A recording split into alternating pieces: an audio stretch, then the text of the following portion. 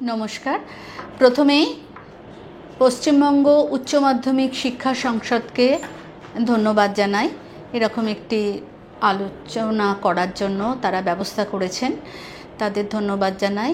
এবং অবশ্যই পশ্চিমবঙ্গ উচ্চ মাধ্যমিক শিক্ষা সংসদের অধীনস্থ স্কুলগুলি সমস্ত দ্বাদশ শ্রেণীর ছাত্রছাত্রীদের আমার পক্ষ থেকে তাদের শুভেচ্ছা জানাই।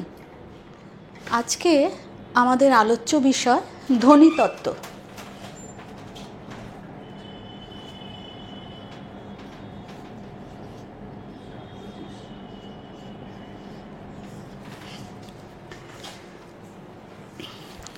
আমরা সাধারণভাবে আমরা যেটা জানি যে ভাষাবিজ্ঞানের যে অংশে ধ্বনি সম্পর্কে আলোচনা হয় তাকেই আমরা ধ্বনিতত্ত্ব বলছি।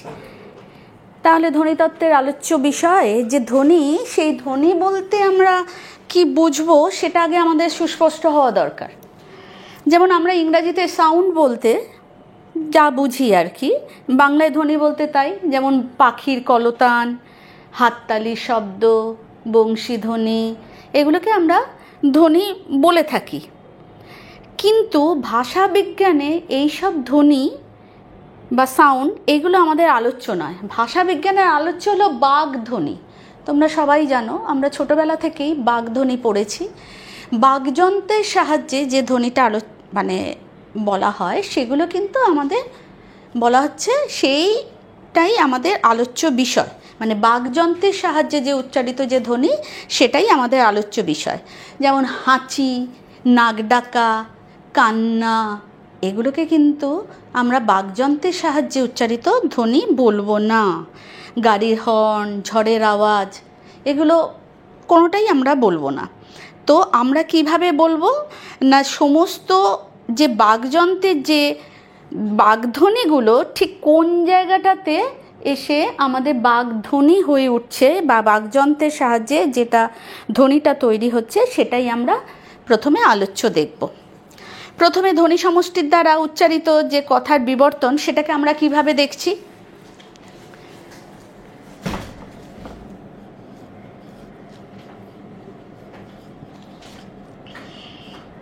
ধ্বনি, ধ্বনি থেকে বর্ণ, তার থেকে শব্দ, তার থেকে পদ, তার থেকে বাক্য, তার থেকে কথা। এইভাবে আমরা কিন্তু প্রথম থেকেই একদম আমরা এইভাবেই পড়ে এসছি। ছোটোবেলা থেকে ধ্বনি পড়েছি, ধ্বনি থেকে বর্ণ, বর্ণ থেকে কিভাবে আমরা শব্দ তৈরি করছি, পদ আসছে, বাক্য হচ্ছে, তারপর সেগুলো আমরা কথা কিভাবে বলছি। তো এবং ধ্বনিতত্ত্বের এই মূল বিষয় হলো আমরা যেটা হলো বাগধ্বনি। এরপর আমরা কি করছি না, এই ধ্বনিতত্ত্ব আলোচনাগুলোকে মূলত আমরা দেখছি দুটি ভাগে ভাগ করছি। মানে ধ্বনি স্তরকে আমরা এখানে দুটো ভাগে আমরা নিয়ে আসছি। একটা হচ্ছে বিভাজ্য ধ্বনি আর একটা হচ্ছে অবিভাজ্য ধ্বনি। এবার বিভাজ্য ধ্বনি বলতে কীরকম হয়? বিভাজ্য ধ্বনিগুলোকে আমরা বলছি খণ্ডধ্বনি। যেমন 500 টাকা, 500 টাকা, এইটাকে আমরা কিভাবে বলবো? 500 টাকা। কিন্তু যখনই আমরা কথা বলবো তখনই আমরা কি বলে দিচ্ছি এটাকে? 500 টাকা। 5 চ উড়ে চলে গেল, এখানে তালবস্যা এসে গেল, 500 টাকা। এইখানে কিন্তু আমরা কোনো এই খণ্ডটা করলাম না। এই যে আগে পরে এগুলোকে আমরা মিলিয়ে দিই। এই মিলিয়ে দেওয়ার জন্য যে ধ্বনি বিশ্লেষণের সময় যে আমাদের এই খণ্ড ধ্বনিগুলোকে আমাদের ভাবতে হবে। যেমন আমরা যদি বলি রাম যায়, রামটা কিভাবে আমরা ভাগ করব না, র হসন্ত যুক্ত,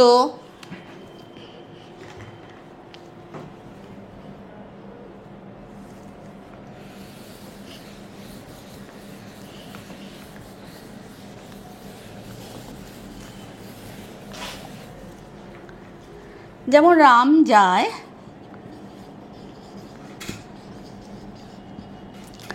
এটাকে র যুক্ত আ যুক্ত ময় হসন্ত, রাম জ যুক্ত আ যুক্ত উন্তেস্ত অ, রাম যায়।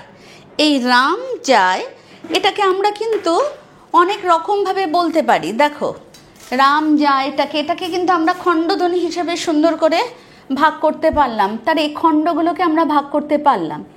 কিন্তু এটাকে আমরা যদি সুর করে বলি, দেখবে এটাতেও মধ্যে একটা সুর আছে, রাম যায়। আমরা হুট করে বলে দিচ্ছি না রাম যায়, রাম যায় বলে কেউ শুনতে পাবে না, কিন্তু আমরা যখন কথাটা বলছি রাম যায়। যেমন আমরা যদি বলি যে মিঠু কাল স্কুলে যাবে, এটাকেই আমরা যদি বলি মিঠু কাল স্কুলে যাবে, এটা কিন্তু আমাদের একটা সুর এসে যাচ্ছে। এই সুরটাকে বলা হচ্ছে সুর তরঙ্গ। এটাকে কিন্তু আমরা প্রত্যেকটা খণ্ড করতে পারলেও এমনিভাবে যদি আমরা করি সেটাতে আমরা খণ্ডধ্বনি হিসেবে সেটাতে নিয়ে আসতে পারি, কিন্তু অবিভাজ্য ধ্বনিতে এই সুরটাই মেন হয়ে যায়। রাম যায় যেমন আমরা, বা রাম যায়, এটাতেও আমরা জিজ্ঞাস্য ধ্বনি হয়ে যাচ্ছে, সুর দিয়ে আমরা এটাকে ভাগ করতে পারছি। তাই অবিভাজ্য ধ্বনির মধ্যে সুর একটা থাকছে। এরপর আমাদের আরেকটা কথা আমরা জানি যে স, আমরা কিন্তু লেখার সময় দন্তেস্ব, মূর্ধন্যস্ব, তালবস্য, মূর্ধন্যস্ব, দন্তেস্ব এইগুলো আমরা লিখি, কিন্তু যখন উচ্চারণ করি তখন কিন্তু আমরা কখনোই বলি না যে সেখানে আমাদের একটাই স উচ্চারণ হয়, সেটা হলো তালবস্য। আমরা কিন্তু তালবস্য, মূর্ধন্যস্ব, দন্তেস্ব দিয়ে উচ্চারণ করি না। আবার দেখো, তোমরা যদি বলো কথাটা হলো অতি, অতয় হস্যই, কিন্তু আমরা অতি বলি না, আমরা কি বলি অতি। যেমন কথাটা হলো অতিবার বেরো না ঝড়ে পড়ে যাবে, তো আমরা সেখানে বলি কি না অতিবার বেরো না, অটা হয়ে যাচ্ছে অতি। কথাটা হলো নতুন, নতুন, দন্তের ন, তয় হস্য দন্তের ন, নতুন, কিন্তু আমরা যখন উচ্চারণ করি তখন ওটা হয়ে যায় নতুন, দন্তের নয় ওকার একটা চলে আসে। তারপর হলো অপু, কথাটা হলো অপু, কাউর নাম, অপয় হস্য, কিন্তু আমরা উচ্চারণ করি অপু। এই যে একটা করে এসে যাচ্ছে, অটাকে ওতে নিয়ে আসা, বা এই যে পরি, নতুন, এগুলো আবার হয় না। আবার কোনো কোনো জায়গায় দেখা যায় যে অনেক, সেখানে কিন্তু অনেক বলি না, সেখানে কিন্তু আমরা বলি অনেক, বড়, এগুলো আমরা বলি। এই যে ধ্বনি আর তার বাংলায় বর্ণ, এর মধ্যে কিন্তু আমরা সবসময় সামঞ্জস্য কিছুতেই পাই না। এরপরেই আমরা আসছি যে আমরা বলে দিলাম যে বিভাজ্য ধ্বনি আর অবিভাজ্য ধ্বনি, সেটা হয়ে গেল। এবার বিভাজ্য ধ্বনি দুটি ভাগ, একটা হলো স্বরধ্বনি আর একটা হলো ব্যঞ্জন ধ্বনি। অবিভাজ্য ধ্বনিগুলোর মধ্যে পড়ছে দৈর্ঘ্য, শ্বাসাঘাত, জ্যোতি, সুরতরঙ্গ। আমি সুরতরঙ্গের একটা উদাহরণ দিলাম, আমরা আলোচ্যতে আসবো, পরে দেখব দৈর্ঘ্য, শ্বাসাঘাত, জ্যোতি, সুরতরঙ্গ কী। এবার হলো স্বরধ্বনি ও ব্যঞ্জন ধ্বনি। তাহলে আমরা জানি কি কটা আমাদের স্বরধ্বনি কটা? তোমরা সবাই জানো স্বরধ্বনি আমাদের 11টা, তাই না?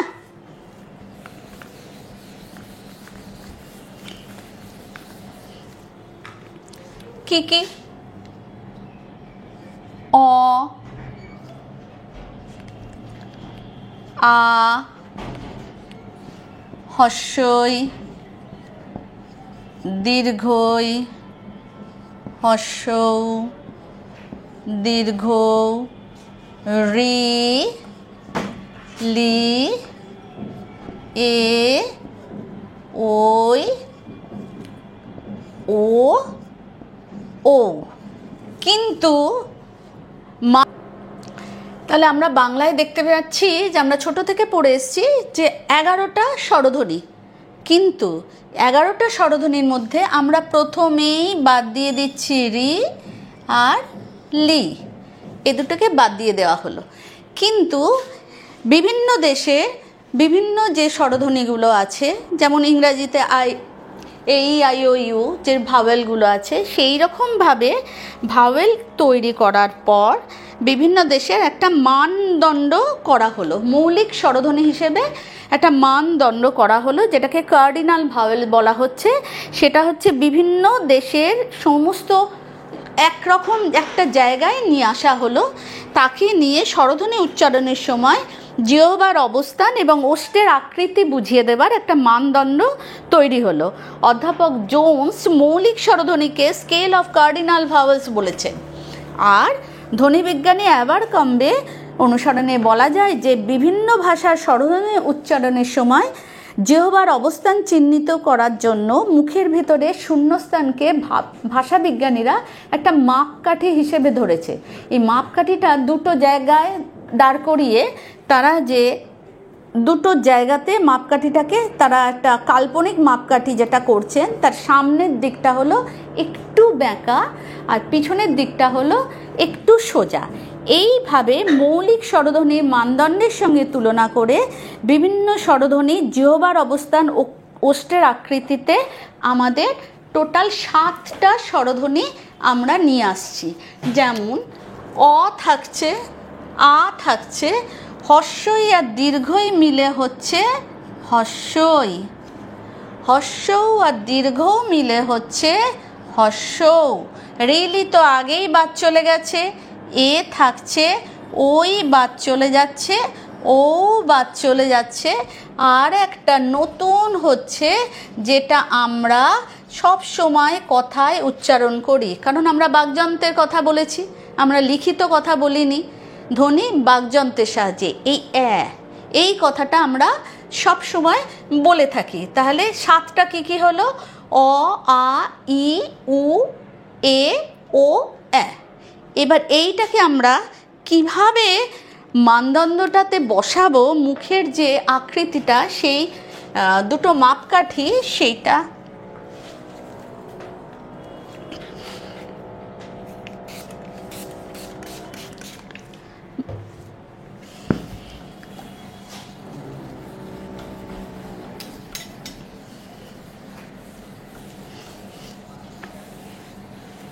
সেই মাপকাঠিটা আমরা একটু দেখে নেব।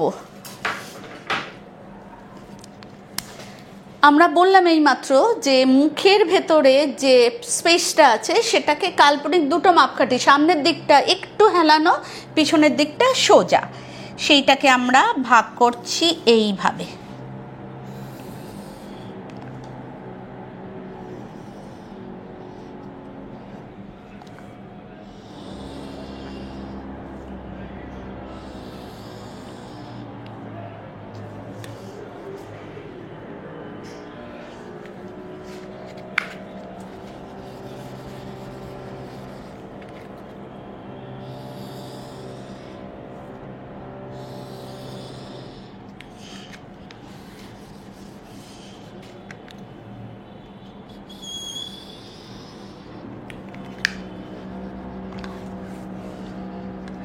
এইবার আমরা মৌলিক স্বরধ্বনিগুলোকে আমরা যেভাবে লিখছি সেটা তোমরা একটু দেখে নাও।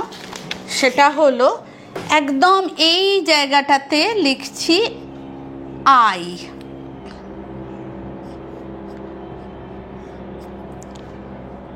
এইখানটাতে লিখছি ই, এই জায়গাটাতে লিখছি এ, আর এইখানে লিখছি এ।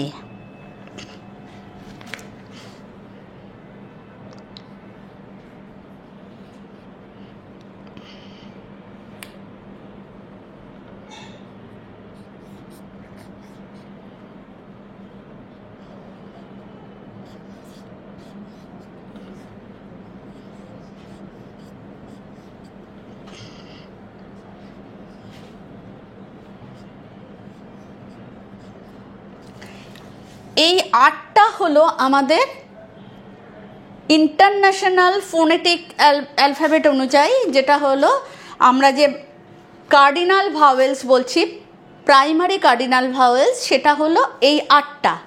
আমাদের বাংলায় 7টাকে আমরা কিভাবে নিয়ে আসছি এই 8টার মাঝখানে, সেটা আমরা একটু এখানে দেখে নিই। যেমন এই দুটোর মাঝখানে, ওই উচ্চারণের মাঝখানে আমাদের বাংলা ইটা হয়, ই। তারপর হলো এ, তারপর হলো এ, তারপর হলো আ, তারপর হলো অ, ও, উ।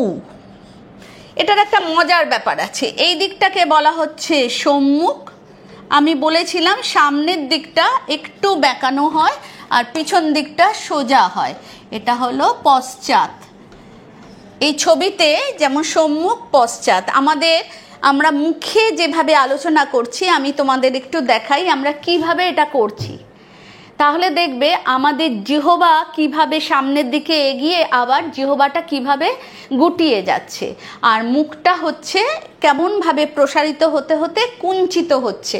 এদিকটা হলো সম্মুখ প্রসারিত, এই দিকটা হলো কুঞ্চিত। কিভাবে কুঞ্চিতটা হচ্ছে আমরা প্রসারিত এবং কুঞ্চিতটা বুঝবো। যেমন দেখো, ই, আমাদের ঠোঁটটা খুলে গেল, মুখটাও খুলে গেল। ই, এ, এ, আ, অ, ও, উ। দেখো আমাদের ঠোঁটটা একদম বুঝে গেল, প্রথমে খুললো, আস্তে আস্তে আস্তে আস্তে গিয়ে পুরোটা হাঁ হয়ে গেল। ই, এ, এ, আ, অ, ও, উ। জিহ্বার অবস্থান এবং ঠোঁটের অবস্থান, দুটো ওষ্ঠ, ঠোঁটে ওষ্ঠর অবস্থান দিয়ে আমরা এইভাবে এটাকে আমরা বলছি। এবং এইটা তার মানে সম্মুখ প্রসারিত, মানে এই দিকে সবগুলোই হলো পশ্চাৎ কুঞ্চিত, কারণ কুঞ্চিত মানে ছোট হয়ে গেল। আবার এই দিকের সবগুলো, আর আ হলো কেন্দ্রীয়। তোমরা যেই উচ্চারণ করবে, যতক্ষণ না উচ্চারণ করবে ততক্ষণ কিন্তু বুঝতে তোমরা পারবে না। যখনই এইটা আলোচনা হবে তখনই নিজেদের উচ্চারণ করতে হবে। আ, যেই আ কথাটা বলবো দেখবো আমাদের একদম গলার মধ্যে থেকে আ কথাটা বেরিয়ে আসছে, মানে তখন মুখটা পুরো খুলে যাচ্ছে আ, এবং গলার মধ্য থেকে সেটি বেরিয়ে আসছে, তাই জন্য সেটি হয়ে যাচ্ছে একদম কেন্দ্রীয় কিন্তু নিম্ন। এরপরে আমরা যেটা আসছি সেটা হলো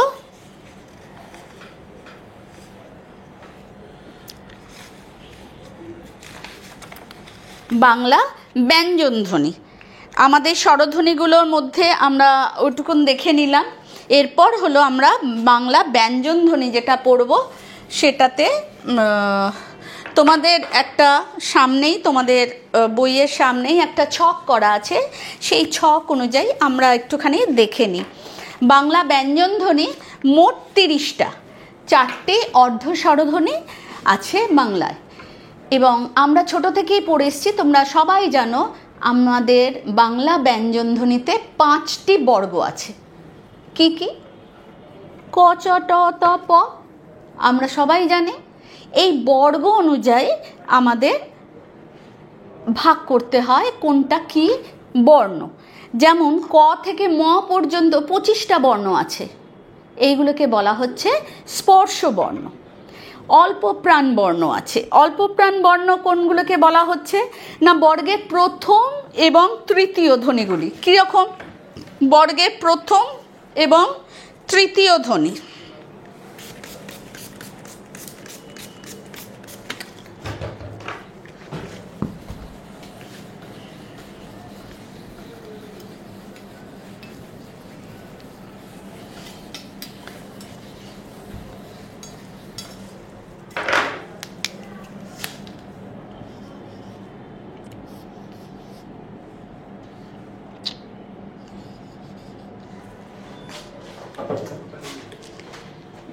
আমরা কি করব না, আমরা বর্গ আমরা জানি, এইমাত্র আলোচনা করলাম 5টা বর্গ। এই 5টা বর্গের মধ্যে আমরা কিভাবে আসছে, কোনগুলোকে আমরা অল্প প্রাণ বর্ণ বলবো, কোনগুলোকে মহাপ্রাণ বর্ণ বলবো, সেগুলো আমরা দেখে নেব। কিভাবে না, বর্গের প্রথম এবং তৃতীয়, যেমন ক গ, চ জ, ক গ, চ জ, ট ড, ত দ, প ব। এইগুলোকে আমরা অল্প প্রাণ বলছি। কেন না, অল্প প্রাণ মানে হকার ধ্বনি ব্যতীত। দেখো তোমরা যখন বলছো খুব তাড়াতাড়ি বলবে এবং তার মধ্যে কোনো হ আসবে না, ক গ। কিন্তু যখন আমরা বলবো বর্গের তৃতীয় এবং চতুর্থ, বর্গের দ্বিতীয় এবং চতুর্থ, যখন এটা অন্য কালি দিয়ে করছি, বর্গের দ্বিতীয় এবং চতুর্থ এইগুলো যখন উচ্চারণ করছি তখন দেখো একটা করে হ ধ্বনি আসছে। কিভাবে হ ধ্বনিটা হচ্ছে তোমরা প্রত্যেকে উচ্চারণ করো, তাহলে বুঝতে পারবে। যেমন খ, ঘ, তার সঙ্গে একটা হ আসছে, ছ, ঝ, ঠ, ঢ, থ, ধ, ফ, ভ। এর সাথে সাথে আমাদের একটা হ ধ্বনিও আসছে, তাই এগুলোকে বলা হচ্ছে মহাপ্রাণ ধ্বনি। এরপর হলো অঘোষ ধ্বনি। অঘোষ ধ্বনি হলো আবার কি না, বর্গের প্রথম এবং দ্বিতীয় ধ্বনিগুলো হলো যেমন ক খ, ক খ, চ ছ, ট ঠ, ত থ, প ফ। এইগুলোকে বলা হচ্ছে অঘোষ ধ্বনি। এখানে উচ্চারণ করার জন্য আমাদের গলায় কিন্তু কোনো কম্পন হচ্ছে না, স্বরতন্ত্রের কোনো কম্পন হচ্ছে না। কিন্তু যখন আমরা উচ্চারণ করছি গ ঘ, জ ঝ, ড ঢ, দ ধ, ব ভ, তখন কিন্তু আমাদের স্বরতন্ত্রের একটা করে কম্পন হচ্ছে, তাই এগুলো হচ্ছে ঘোষ ধ্বনি। এরপর হলো এই যে দেখো আমাদের 5 নম্বর লেখা আছে যেগুলো ওয়া, ইয়া, মূর্ধন্য, দন্তেন্য, ম। এইগুলো আমরা যখন উচ্চারণ করি তখন আমাদের নাকের সাহায্যে উচ্চারণ হয়, তাই এগুলোকে বলা হচ্ছে নাসিক্য ধ্বনি। এরপর আমাদের একটা মজার ধ্বনি আছে, সেটা হলো ঊষ্ম ধ্বনি। সেটা কীরকম, তালবস্য, মূর্ধন্যস্য, দন্তেস্য, হ। তোমরা সামনে হাত নিয়ে দেখো, তোমরা যখনই উচ্চারণ করবে দেখবে হাতের মধ্যে একটা গরম হাওয়া লাগবে, যেটা ক খ উচ্চারণ করতে গেলে কখনো নয়। তালবস্য, দন্তেস্য, হ, দেখো হাতের মধ্যে একটা গরম হাওয়া লাগছে, এগুলোকে বলা হচ্ছে ঊষ্ম ধ্বনি। আর একটা ধ্বনি হলো কম্পিত ধ্বনি, র। রটা উচ্চারণ করার সময় আমাদের একটু কেঁপে যায় জিহ্বা। আর হলো তাড়িত ধ্বনি, যেটা হলো ডয় শূন্য রা, ঢয় শূন্য রা, পার্শ্বিক ধ্বনি ল।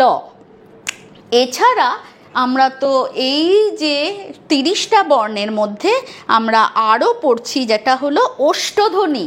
ওষ্ঠধ্বনি কাকে, শুধুমাত্র দুটো ওষ্ঠের মাধ্যমে উচ্চারণ হয়। কীরকম, প, ফ, ব, ভ, ম। এই 5টা দুটো ওষ্ঠ নিয়েই উচ্চারণ হয়। কিন্তু যদি আমরা কণ্ঠধ্বনি বলি ক, খ, গ, ঘ, দেখো সবটাই তোমাদের গলা থেকে আসছে। এইটা শিখতে গেলে এই ধ্বনিতত্ত্বে আমাদের মূল আলোচ্য যাই হোক, এই বাকযন্ত্র আমরা যতক্ষণ না নিজেরা উচ্চারণ করব ততক্ষণ আমরা কিছুতেই পারবো না।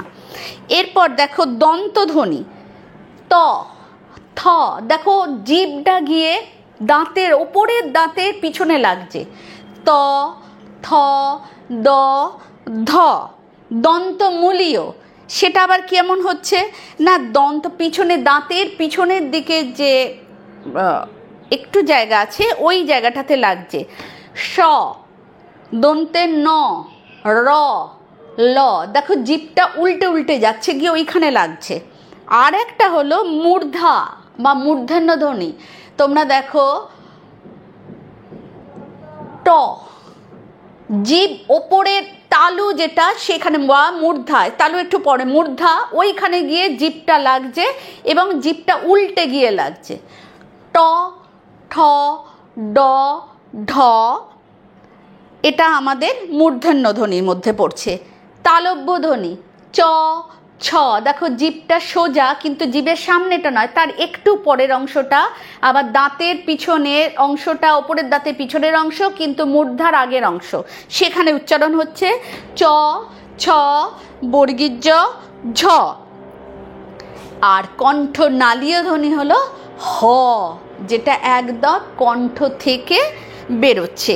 এর বাইরে আমরা আরেকটুখানি এইটা আমরা যেটা পড়লাম এর সঙ্গেও আছে আমাদের ধ্বনিমূল, সহধ্বনি, ন্যূনতম শব্দজোড়, ধ্বনির সমাবেশ, গুচ্ছধ্বনি, যুক্তধ্বনি আর অবিভাজ্য ধ্বনির মধ্যে আমি যেটুকুন বলে দিলাম সুর তরঙ্গ বলেছি। আর একটা বলে দিই শ্বাসাঘাত। শ্বাসাঘাত মানে যেমন দেখো আমরা যখন বলি মাখন, কথাটা কার ওপর জোর দিই? মা, মাখন, মাখন। আরতি, তোরা কি আরতি দেখতে যাবি? বলি তো আয়ের ওপর জোর দিই। লোকবল, লোকবল, যেমন লোকের ওপর আমরা শব্দটাকে জোর দিই। এইগুলো হচ্ছে, এটা হলো শ্বাসাঘাত। আর একটা হলো দৈর্ঘ্য। দৈর্ঘ্য যেমন আমার, আমার বাড়ির চাবি, আমার, আমরা কিন্তু আমার বলে দিই না। খুব দেখো তোমরা চেষ্টা করো খুব তাড়াতাড়ি আমার বলতে, কিন্তু হবে না, এখানে একটা টান হবেই। আমার, আমা, তারপরে একটা টান দিয়ে রটা হয়, এটা হলো দৈর্ঘ্য। আর একটা হলো জ্যোতি, এটা খুব মজার। যেমন দেখো রহিম একা 10 জনকে মেরেছে। আমরা জ্যোতি মানে থেমে থেমে, আমরা জ্যোতিও পড়েছি, কোথায় আমরা জ্যোতি চিহ্ন দিই, কোথাও আমরা দাড়ি দিই, কোথাও কমা দিই, বিভিন্ন দ্বারা বিষয়বোধক এরকমভাবে তো আমরা ভাগ করি। তো এইটা আমরা যদি বলি রহিম একা 10 জনকে মেরেছে, কিন্তু যদি এইটা আমরা বলি রহিম একা 10 জনকে মেরেছে, রহিম একা 10 জনকে মেরেছে, তার মানে রহিম নিজে একা 10 জনকে মেরেছে। কিন্তু যখনই আমরা বলবো রহিম একা 10 জনকে মেরেছে, তখন কত হয়ে গেল? রহিম 11 জনকে মেরেছে। আমরা শুধু কথা যখন বলি, এই কথার মধ্যে দিয়ে, এটাই হলো বাগধ্বনি, এটাই আমাদের ধ্বনিতত্ত্ব।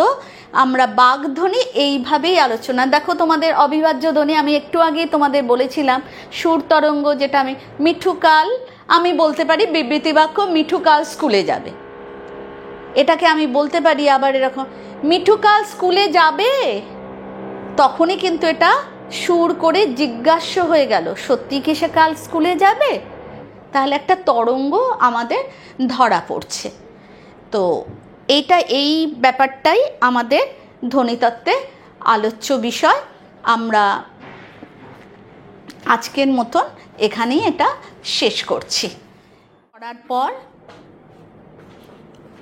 আর অবিভাজ্য ধ্বনি, এগুলো বিভাজ্য ধ্বনি, অবিভাজ্য ধ্বনি করার পর আমাদের কতগুলো আরও কয়েকটি ব্যাপার আছে, সেগুলো আমরা একটু জেনে নিই। সেটা হলো ধ্বনিমূল এবং সহধ্বনি। যেমন ধ্বনিমূল কে যদি আমরা মনে করো, যদি বলি একটা ল, এই ওয়ার্ডটাকে আমরা ধরলাম ল, ল দিয়ে কি কি হয়? উল্টো, আলতা, লঙ্কা, এই 3টে ওয়ার্ড আমরা নিলাম। দেখো তোমরা যখন উচ্চারণ করবে, মূল কথাটা হলো, ধ্বনি মূলটা হলো কিন্তু ল, তাকে আমরা কিভাবে উচ্চারণ করছি, আমরা যখন উচ্চারণ করছি তখন দেখবে এটা চেঞ্জ হয়ে যাচ্ছে। কিভাবে চেঞ্জ হয়ে যাচ্ছে? যখন লঙ্কা বলছি লঙ্কা, যখন উল্টো বলছি, আমি একটু আগেই তোমাদের শেখালাম যে কিভাবে মূর্ধায় গিয়ে লটা লাগছে, উল্টো ওইখানে গিয়ে লটা লাগছে। আর যখন বলছি আলতা, তখন দেখো দাঁতের পিছনে লাগছে। লঙ্কা, জিভটা সামনের দিকে এগিয়ে আসছে। আর যখন আমরা উল্টো বলছি, জিভ পিছনের দিকে চলে যাচ্ছে। তো এই লয়েরই 3 রকম আমরা উচ্চারণ পেয়ে গেলাম। এই ল, এইটাকেই বলা হচ্ছে সহধ্বনি। এরপর আমরা পাবো যে ন্যূনতম শব্দজোড়। ন্যূনতম শব্দজোড়টা কীরকম? না দুটো একই শব্দ, একই রকম। যেমন জাল আর জাম, এই দুটো শব্দ নিলাম, এইগুলোকে আমাদের মানে দুটো শব্দের মধ্যে দিয়ে শব্দ জোড়কে যদি দুটো ভিন্ন শব্দের মধ্যে উচ্চারণের ন্যূনতম পার্থক্য থাকে তাকে ন্যূনতম শব্দজোড় বলা হচ্ছে। যেমন তালা থালা, এখানে মিল কি আছে? ল। অমিল কি আছে? তা আর থা। নরম গরম, দশক দমক, দরগা দরজা, তিল তেল, ভালো কালো, দাম দান। এই 8টি ন্যূনতম শব্দজোড়ের ভিত্তিতে আমরা কি করতে পারি না ত, থ, দন্তের ন, গ, তালবস্য ম, এগুলোকে, এই ধ্বনিগুলোকে আমরা ধ্বনিমূল বলে শনাক্ত করতে পারছি। আর বাদবাকিটা তো এক, ন্যূনতম শব্দজোড়ে পৃথক ধ্বনিগুলির অবস্থানকে একটির জায়গায় অন্যটি উচ্চারিত হয়ে মানে বদলে দিচ্ছে। মানে তো বদলাচ্ছে, জাল বললে একটা হচ্ছে, জাম বললে আর একটা হচ্ছে। জাল হলো মাছ ধরার জাল বা যে কোনো জাল, আর জাম হলো একটা ফল, কিন্তু দুটোই শুরু হচ্ছে বর্গীর জ দিয়ে। আবার তালা থালা, তালা হলে আলাদা মানে, থালা হলে আলাদা মানে, কিন্তু দুটোতেই লটা আছে, মিল আছে। এরপরে আছে আমাদের পরিপূরক অবস্থান। পরিপূরক অবস্থানটাতে কীরকম হচ্ছে না উচ্চারণগতভাবে মিল আছে এমন যে ধ্বনিগুলি নিজেদের নির্দিষ্ট প্রতিবেশে উচ্চারিত হয়, অর্থাৎ একটির জায়গায় অন্যটি উচ্চারিত হতে পারে না। যেমন আমরা 3 ধরনের ল দেখলাম, লঙ্কা, উল্টো আর আলতা। তেমনি বাংলায় দন্তেশ্বর তালবস্বরও এরকম অনেকটা মিল আছে। আবার দেখা যায়, আবার যেমন কোনো কোনো ক্ষেত্রে দেখা যায় দুটি ধ্বনি পার্থক্যমূলক অবস্থানে রয়েছে। আপাত বিচারে ন্যূনতম শব্দজোড়ের মতো কিন্তু জোড়ের শব্দ দুটির মধ্যে অর্থের কোনো পার্থক্য নেই। যেমন গাঢ় শব্দটা কেউ বলছে গাঢ়, কেউ বলছে গাঢ়। দেখো ডয় শূন্যরা আর ঢয় শূন্যরায় উচ্চারণটা চেঞ্জ হয়ে গেল, এটাকে বলা হচ্ছে মুক্ত বৈচিত্র্য। তুমি ডয় শূন্যরাকে র হিসাবে উচ্চারণ করতে পারো, আবৃত্তিতে তো অবশ্যই তোমাকে ঢয় শূন্যরা বা ডয় শূন্য র, বা গানের ক্ষেত্রে তাকে আলাদাভাবে করা হয়, কিন্তু আমরা রোজকার কথাতে যখন বলি তখন কিন্তু ডয় শূন্যরা ঢয় শূন্যরা আমরা ওরকমভাবে আলাদা করে আর উচ্চারণ করি না। তার ফলে সেখানে আমরা মেনলি রয়ের জায়গায় উচ্চারণ করি, এটাই হয়ে যাচ্ছে মুক্ত বৈচিত্র্য। এরপর হলো আমরা পড়ব ধ্বনির সমাবেশ। ধ্বনির সমাবেশটা কি জিনিস না বিভিন্ন ধ্বনির সমাবেশের ফলে বিভিন্ন ধরনের যুগ্ম ধ্বনি তৈরি হয়। তো স্বরধ্বনির সঙ্গে অর্ধস্বরের সমাবেশে তৈরি হয় দ্বি-স্বরধ্বনি। অর্ধস্বরের জন্য কোনো বর্ণ নির্দিষ্ট নেই, তাই উচ্চ এবং উচ্চ মধ্য 4টি অর্ধস্বরকে বোঝাবার জন্য হসন্তযুক্ত করে নেওয়া হলো। 4টি দ্বি-স্বরধ্বনি আছে, এর বাইরে কিন্তু আর কোনো দ্বি-স্বরধ্বনি নেই। 4টি দ্বি-স্বরধ্বনি কেমন, এটা ভালো লেখা পড়ছে না? আমরা ধ্বনির সমাবেশে দেখব 4টি অর্ধস্বর। 4টি অর্ধস্বর কি কি আসছে, যেমন ও উ, উ এটা দিয়ে আসবে, ও ই দিয়ে আসবে, ও এ দিয়ে আসবে, ও দিয়ে আসবে। যেমন হয় দেখো মৌ, কই, হয় এবং হ। এই 4টি আমরা পেয়ে যাচ্ছি দ্বি-স্বরধ্বনি। অর্ধ স্বরধ্বনি নয়, এটা হলো দ্বি-স্বরধ্বনি। এগুলো হলো এই 4টি। এরপর আসছে ব্যঞ্জনধ্বনির সঙ্গে ব্যঞ্জনধ্বনির সমাবেশে তৈরি হচ্ছে যুগ্মধ্বনি, যুক্তধ্বনি ও গুচ্ছধ্বনি। যুক্তধ্বনি ও গুচ্ছধ্বনি। গুচ্ছধ্বনিগুলোকে কি কি, যেমন পাশাপাশি উচ্চারিত 2টি ব্যঞ্জনধ্বনি সমাবেশকে বলা হচ্ছে গুচ্ছধ্বনি। কীরকম তোমরা জানতে চাইতেই পারো। পাশাপাশি উচ্চারিত 2টি ব্যঞ্জনধ্বনি সমাবেশকে বলা হচ্ছে গুচ্ছধ্বনি। তোমরা এই গুচ্ছধ্বনির একটা মজা হলো, একটা আগেরটার সঙ্গে চলে যায় আর আরেকটা পরেরটাতে যাচ্ছে। কীরকম যাচ্ছে, যখন দেখো 2টি ব্যঞ্জনধ্বনি প্রথমটি পূর্ববর্তী দলের সঙ্গে এবং শেষেরটি পরবর্তী দলের সঙ্গে। কীরকমভাবে আমরা দেখি, যেমন আমরা যদি বলি বস্তা, তাহলে বস্তাটাকে যদি দল হিসেবে আমরা ভাগ করি তাহলে বস যুক্ত তা, বস যুক্ত ত যুক্ত অ, এরকমভাবে তো আসে। তো বস্তা, বসটা এসে গেল সামনের দিকে, আর তাটা এখানে কিন্তু কোনো আমরা মাঝখানে, দেখো বস্তা কথাটার মাঝখানে কিন্তু কোনো স্বরধ্বনি নেই। এটা কিন্তু আমাদের দুটো ব্যঞ্জন ধ্বনি, একটা পূর্ববর্তীতে যাচ্ছে আর একটা পরবর্তীতে যাচ্ছে। তেমনি আবার যদি দেখো যে বাংলায় ব্যঞ্জন ধ্বনি, যে গুচ্ছধ্বনির সংখ্যা হলো 200টি বেশি, এবং 3টি ব্যঞ্জন ধ্বনি সমাবেশেও গুচ্ছধ্বনি তৈরি হয়। যেমন অস্ত্র, যন্ত্র কিভাবে ভাগ হচ্ছে, অ যুক্ত দন্তেশ যুক্ত ত যুক্ত র, অস্ত্র, এগুলো সবই তোমার ওইভাবে 3টি ব্যঞ্জন ধ্বনি সমাবেশে যখন এটা ভাগ হয়ে যাচ্ছে, এইরকম গুচ্ছধ্বনির সংখ্যা হলো 8টি। আর 4টি ব্যঞ্জন ধ্বনির সমাবেশে তৈরি গুচ্ছধ্বনি বাংলায় মাত্র একটি ক্ষেত্রে, তা হলো সংস্কৃত শব্দটি। এটাতেই মাত্র 4টি ধ্বনিকে নিয়ে, গুচ্ছধ্বনিকে নিয়ে একটি শব্দ তৈরি হচ্ছে। এরপর আসছে যুক্তধ্বনি। যে ব্যঞ্জনধ্বনিগুলি সমাবেশগুলি শব্দের আদ্য অবস্থানে বা দলের আদিতে উচ্চারিত হতে পারে সেগুলিকে বলা হচ্ছে যুক্তধ্বনি। যেমন যুক্তধ্বনি সমাবেশে গুচ্ছধ্বনির তুলনায় বেশি পাকাপোক্ত, কারণ ধ্বনিগুলির মাঝে কোনো দলসীমা থাকে না। আবার বাংলা শব্দে যুক্তধ্বনির সংখ্যা হলো 28টা। কীরকম দেখো, কয়েকটি হলো পয়রফলা, তয়রফলা, তৈরি, দন্তের শয় পয়, দন্তের শয় ফয়, যেমন আমরা পাবো প্রাণ, ত্রাণ, তৃণ, তারপর স্পষ্ট, স্ফীতি, এগুলো হলো যুক্তধ্বনিকে বাংলা বর্ণে দেখানো যায়, কিন্তু গুচ্ছধ্বনিকে সব ক্ষেত্রে বর্ণে লেখা যায় না। 3 ব্যঞ্জনধ্বনি সমাবেশেও যুক্তধ্বনি পাওয়া যায় 2টো। 3 ব্যঞ্জনধ্বনি কীরকম, স্ত্র বা স্ত্রী, দন্তেশ ত র, ভাগ করলে বা মানে তুমি যদি ওটাকে ভাঙো তাহলে পাবে দন্তেশ ত র, তবে হচ্ছে স্ত্রী। তারপর হলো স্পৃহা, দন্তেশ প হ, সব তোমার পাশাপাশি যুক্তধ্বনি সমাবেশে তৈরি হচ্ছে 2টো পাওয়া যাচ্ছে। আর অবিভাজ্য ধ্বনি তো আমি আগেই আলোচনা করলাম। তোমাদের আমি কিছু কোয়েশ্চেন এর মধ্য দিয়ে একটু আলোচনা করে নিতে চাইছি।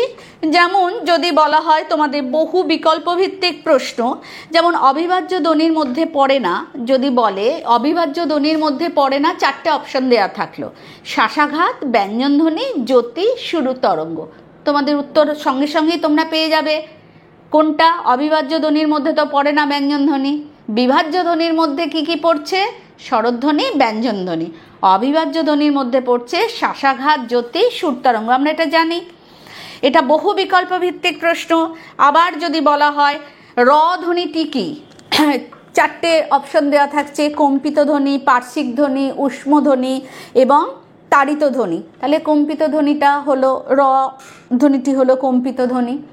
শূন্যস্থান পূরণ সঠিক বিকল্প যদি থাকে, তোমাদের এরকম কোয়েশ্চেন হতে পারে, একক ভাগ ধ্বনি হলো ভাষার অর্থহীন এবং ড্যাশ একক। এখানে 4টি অপশন দেওয়া রইল, দীর্ঘতম, ক্ষুদ্রতম, বৃহত্তম, স্বল্পতম।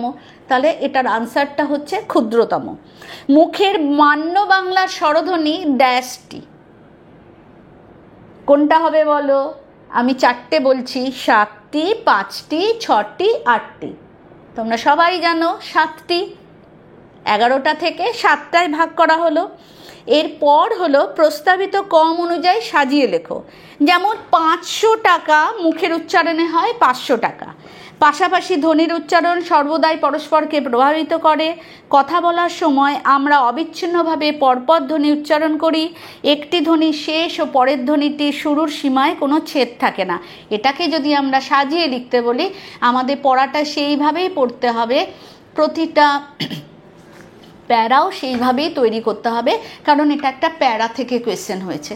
সেখানে আমাদের কিভাবে আসছে না, আমাদের উত্তরটা সাজিয়ে হবে, প্রথমেই হবে 3, কথা বলার সময় আমরা অবিচ্ছিন্নভাবে পরপর ধ্বনি উচ্চারণ করি। তারপরে হলো 4, একটি ধ্বনি শেষ এবং পরের ধ্বনিটি শুরুর সীমায় কোনো ছেদ থাকে না। তারপর হলো 2, পাশাপাশি ধ্বনির উচ্চারণ সর্বদাই পরস্পরকে প্রভাবিত করে।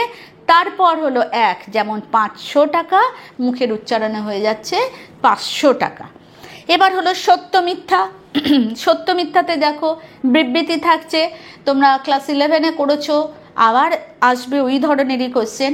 বিবৃতি এ, বাগধ্বনি প্রধানত 2 প্রকার, বিভাজ্য এবং অবিভাজ্য। বিবৃতি বি, মুখের মান্য বাংলায় স্বরধ্বনির সংখ্যা 11টি। তাহলে অবশ্যই তোমরা বুঝতে পারছো যে বিবৃতি এটা ঠিক সত্য এবং বিবৃতি বি ভুল মিথ্যা। বাম স্তম্ভ এবং ডান স্তম্ভ মেলানো, এটা তো তোমাদের দিয়ে দেওয়া হলো ক, গ, চ, জ। আর এই বাম স্তম্ভ ডান স্তম্ভ মেলানোতে ক, গ, চ, জ আমরা সবাই জানি, আমরা ইতিমধ্যে পড়ে ফেলেছি। ক, গ, চ, জ এটা হলো অল্প প্রাণধ্বনি। ক, খ, চ, ছ অঘোষ ধ্বনি।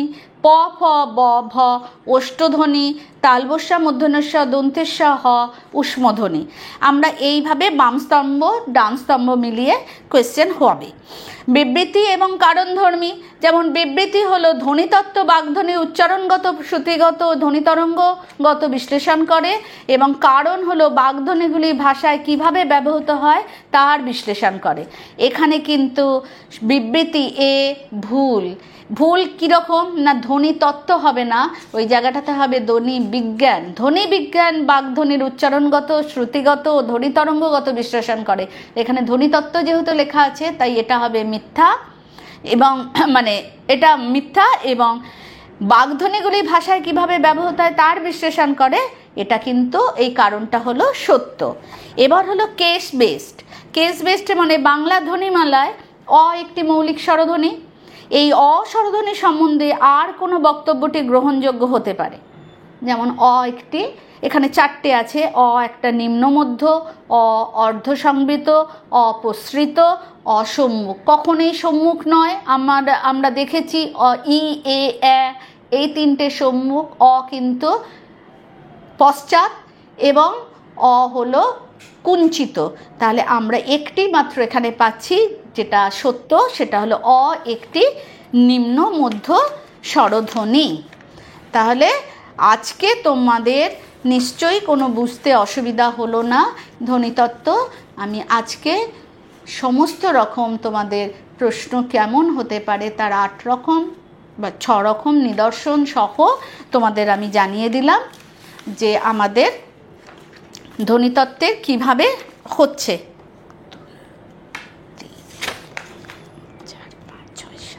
7 রকম কোয়েশ্চেন আমি তোমাদের আলোচনা করলাম। এই ধরনেরই কোয়েশ্চেন হবে। খুব মনোযোগ দিয়ে প্রতিটা লাইন থেকে তোমরা যদি পড়ো তাহলে তোমাদের, এবং প্রতিটা প্যারা যদি তোমরা পড়ো তাহলে তোমাদের আর কোনো অসুবিধা হবে না। আজকের ক্লাস এখানে শেষ হলো।